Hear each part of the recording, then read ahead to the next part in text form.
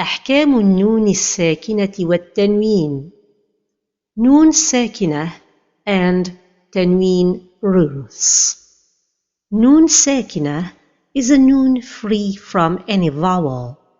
It remains unchanged in its written form and as well as in pronunciation when continuing to read after it and when stopping on it. It occurs in nouns and verbs in the middle or at the end of the word, and occurs in particles only at the end of the word.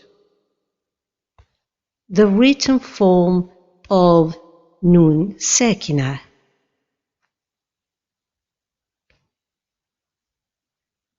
The tanween is a term for an extra Noon Sakinah found at the end of nouns when continuing the reading but absent from the noon in the written form. The noon of the tanween is pronounced but not written.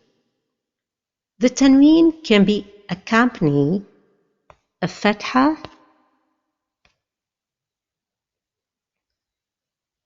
or a kasra or dhamma. Therefore, the rules for noon sakinah apply to tanween as well.